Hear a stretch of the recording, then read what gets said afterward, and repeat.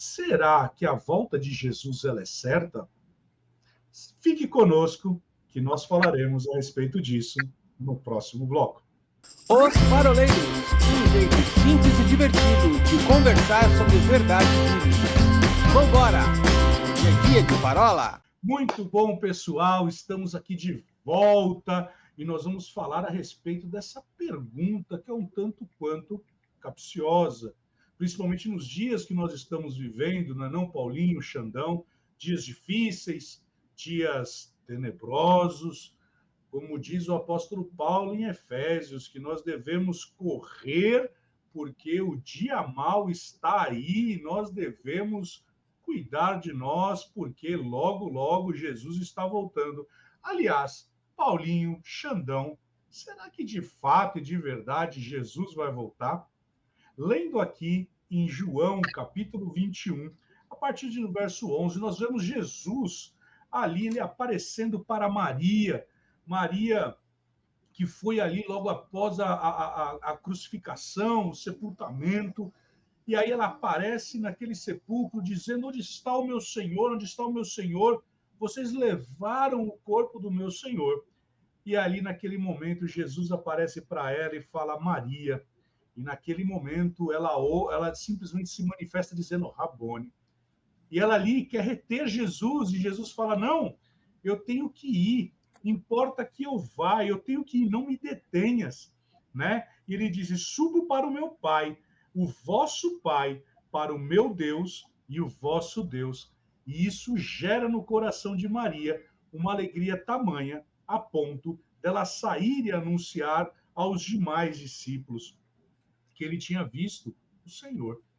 Paulinho, Xandão, a pergunta que não quer se calar, e eu creio que essa parola de hoje vai ser uma parola, como o apóstolo Paulo diz lá em 1 Tessalonicenses, diga a respeito dessa palavra, consolai através dessa palavra, porque quando nós falamos de escatologia, nós estamos falando do aspecto redentivo, da terceira fase, né, que eu ouvi algo tremendo essa semana, das três fases, ou a terceira dimensão da salvação, que é quando Jesus ele virá e buscará a sua noiva. A pergunta que não quer se calar, Paulinho, Xandão: Jesus vai voltar? Isso é certo? Ou é só uma parola mesmo? Oi, Wilson, tudo bem com vocês? Gente, o elemento mais certeiro da escatologia é esse, né? Porque todo o restante dos elementos que nós temos, principalmente aqueles que são simbólicos, aqueles que são carregados de símbolos, estes eles carecem de uma interpretação que muitas vezes nem a própria Bíblia nos dá elementos suficientes para que a gente possa chegar a uma conclusão. Por isso que existem tantas doutrinas escatológicas dentro do ramo da teologia sistemática, né? Por isso que existem tantas possibilidades de encaixes das diversas peças que pressupõem o período escatológico. Aliás, escatologia, scaton, logos, né? São dois termos gregos, scaton, as últimas coisas, as coisas do fim, e logos, a palavra, logia é a leitura, né? O estudo. Então, escatologia é a ciência de estudo das coisas do fim, que é um ramo da teologia sistemática. E essa ciência, ela se debruça exatamente sobre as informações do fim que a Bíblia traz. E como eu disse, a maioria das informações, elas são simbólicas. Você pega os livros apocalípticos que nós temos no Antigo Testamento, né, ou os trechos apocalípticos que nós temos no Antigo Testamento. Daniel tem muitos trechos apocalípticos, Zacarias tem muitos trechos apocalípticos, Ezequiel tem muitos trechos apocalípticos, fora outros trechos que são distribuídos por todo o Antigo Testamento, desde Gênesis. E os trechos apocalípticos do Novo Testamento, no final das contas, eles dizem respeito a elementos simbólicos que precisam de uma interpretação.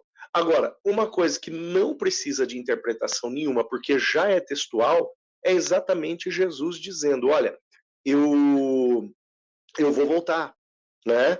É Jesus afirmando isso. E Jesus não faz isso apenas uma vez. Ele diz: convém que eu vá para que eu libere o Consolador, né? Ele diz que isso quando ele sobe pela primeira vez, né, deixando claro para os discípulos que o Consolador viria. Mas ele, ao ascender ao céu de uma forma definitiva, ele diz: outra vez vocês vão me ver, né? E nós vamos sentar na mesa juntos, e nós vamos comer juntos na mesa, né? Ele diz: olha, eu vou preparar uma morada eterna para vocês, nós vamos morar juntos pela eternidade. Ele deixa claro que ele vai vir buscar a sua igreja, que ele vai vir buscar aqueles que são seus. E isso ele fala de forma direta, mas também fala através de parábolas. Quando, por exemplo, quando ele usa o ensino acerca das mulheres, das noivas, das mulheres nécias e das mulheres sábias, aquelas que tinham azeite guardado e as que não tinham, usando a metáfora do noivo, né, ali em Mateus capítulo 25, tem uma série de metáforas que Jesus usa exatamente para deixar isso claro acerca da sua segunda vinda. Então, estas realidades, queridos, elas, as realidades apocalípticas, né, embora muitas delas sejam simbólicas, né, e quando eu falo simbólica aqui, de maneira nenhuma eu não estou falando que é algo que não vai se cumprir. Eu estou dizendo que é algo de uma interpretação um pouco mais complexa do que aquilo que é textual. Embora muitas dessas informações apocalípticas, escatológicas sejam simbólicas, aqui nós temos uma afirmação textual. E aquilo que é textual na Bíblia não se discute.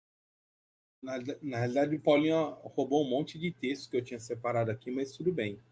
Até porque a vinda de Jesus vai ser como um ladrão, né? Ninguém está esperando e vai chegar e vai pegar todo mundo de surpresa.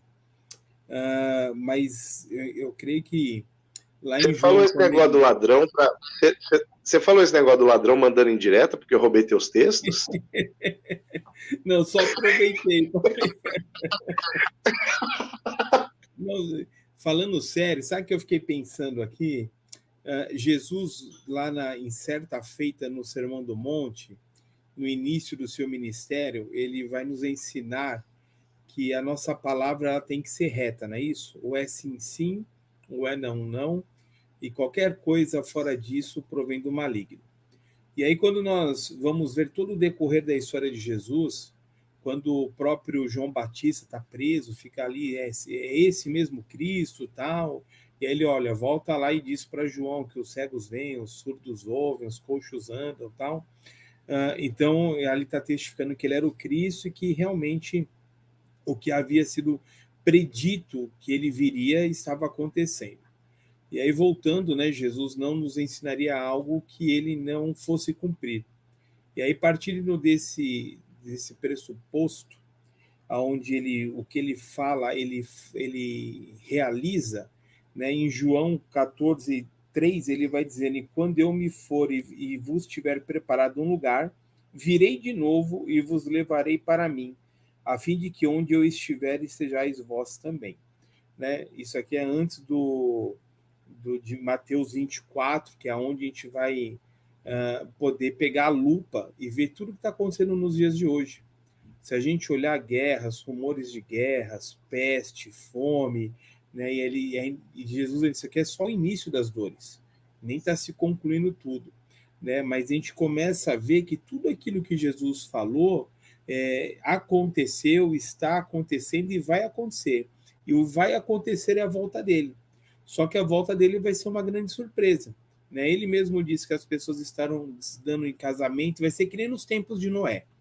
Só que nos tempos de Noé, a gente vai lembrar que a iniquidade ela já estava absurdamente grande. E Jesus diz, olha, vai ser como nos tempos de Noé. As pessoas vão estar se casando, vão estar distraídos, mas a referência também é que a iniquidade estaria muito grande. E ele mesmo vai dizer que por crescer a iniquidade, o amor de muitos se esfriaria, né? Mas ele vai dizer para a gente o quê? Para a gente se manter firme.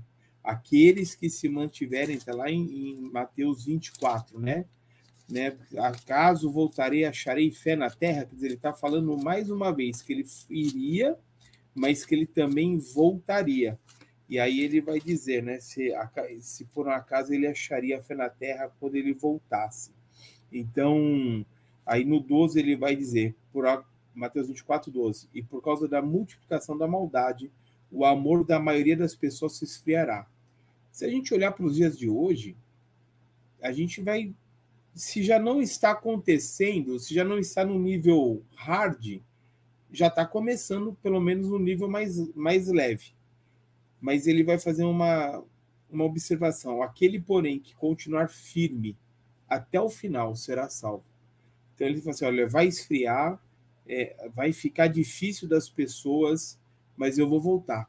Né? E quando eu voltar, eu vou ainda encontrar fé. Quer dizer, ele está mais uma vez falando, agora já no final do seu ministério, que ele seria crucificado, que ele seria morto, que ao terceiro dia ele ressuscitaria, e que ele uma hora ia voltar. E a hora que ele vai voltar, nem os anjos, nem ele, ninguém sabe. Mas que uma hora ele vai voltar, ele vai voltar. Eu preguei outro dia a respeito do aspecto escatológico da ceia. Porque às vezes a gente celebra a ceia do Senhor e lá nós vamos ver, sempre celebramos um memorial, né? Como querendo dizer, Jesus morreu na cruz por nós, ele nos salvou, só olhando para o passado. Mas a ceia, lá em Mateus capítulo 26, ele diz assim, verso 29, e digo-vos que, desta hora em diante, não beberei deste fruto da videira, até aquele dia em que hei de beber de novo convosco no reino do meu Pai. Olha o que ele está falando. Ele fala, olha, eu quero que vocês celebrem a ceia em memória de mim. Então ele está falando, olha, passado, daquilo que eu fiz na cruz.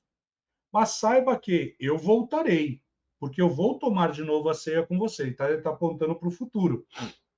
E aí, é nesse hiato que nós vamos falar no próximo bloco, qual é o comportamento que nós devemos ter. Porque aí nós temos que lembrar que Jesus ele vem na velha aliança, ele inaugura a nova aliança, ou como alguns dizem, a era da igreja, ou a dispensação da graça, a dispensação do Espírito, o cardápio é farto, só que ele também está falando, olha, mas eu vou voltar. E quando eu voltar com tamanha fome, que é daí que vem a base bíblica para dizer que crente não bebe, não fuma, mas come, que é uma beleza, entendeu? Porque se o próprio Cristo, ele está até agora sem comer, sem estar na mesa com uma ceia, meu amigo, você acha, Paulinho, que ele não vai chegar para você e falar assim, Paulinho, ó, pega aquele bezerro ali, ó, vamos cevar ele aqui agora e bora lá. Mas falando sério, Jesus ele está apontando aqui para a volta dele. Então, nós não podemos simplesmente olhar para a ceia do Senhor como sendo só um memorial, né? Como se fosse um ritual religioso. Não, ele está apontando para aquilo que é o futuro.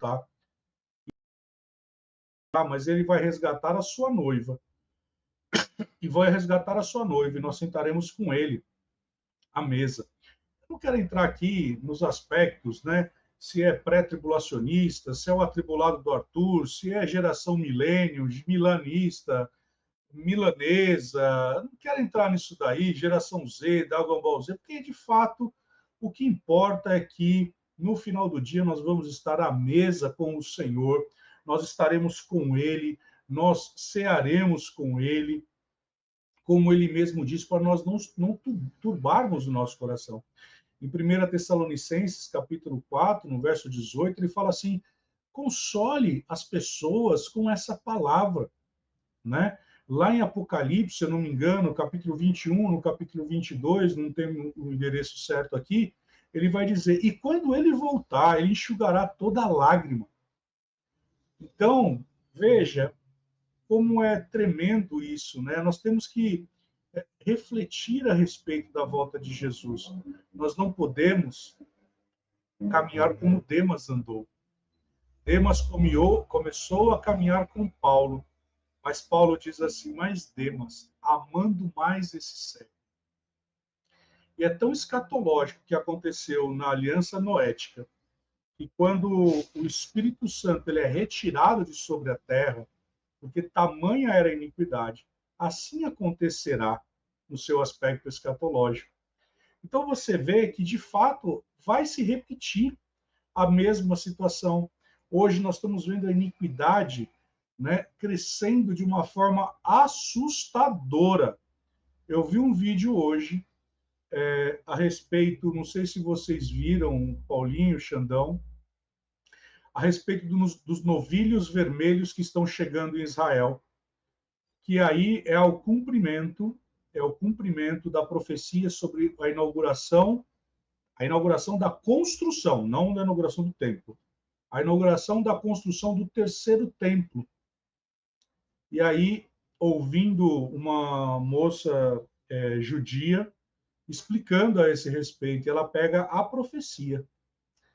E aí o presidente lá de Israel, que agora eu não sei falar o nome dele, enfim, o presidente de Israel, ele... Benjamin Netanyahu.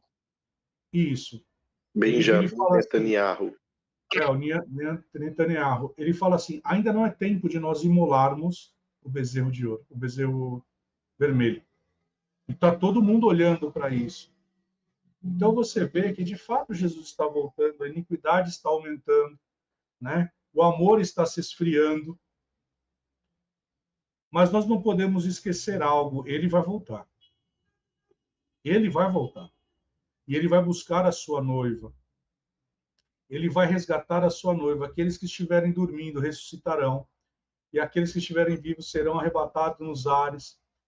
E sabe de uma coisa? Não existe maior esperança do que nós termos essa expectativa em nosso coração, que o noivo virá e não tardará. E ele está às portas. Isso gera em mim uma expectativa que não é à toa, que o Espírito e a noiva, que somos nós, diz, vem. Vem, Maranata, vem a hora, Senhor Jesus. Forte isso, né? Pessoal, teremos mais no segundo bloco dessa parola. E você que gosta desse conteúdo que nós temos compartilhado de uma forma muito fluida, de uma forma muito simples, muito voltada para um aspecto onde você pode compreender de uma forma muito tranquila o que nós falamos. Curta a nossa página no YouTube, temos também um perfil no Instagram, Os Paroleiros, no Facebook. E você que gosta de ouvir as parolas no Spotify, no Deezer, no Amazon Music e também naquele aplicativo da Apple que agora eu esqueci, você pode ir lá e encontrar-nos lá e compartilhe também essa parola. E não se esqueça, nós também agora temos o nosso site, www.osparoleiros.com.br, onde também você vai ter lá os 2 livros dos nossos 2 paroleiros, né? Do Arthur e do Paulinho, e também a nossa masterclass com o nosso digníssimo oráculo. E você que é das antigas, que quer nos seguir, você também pode nos encontrar no Pager. E aí nós passaremos para você na sequência. Paulinho, Xandão, até o próximo bloco. É só ligar no orelhão que a gente atende.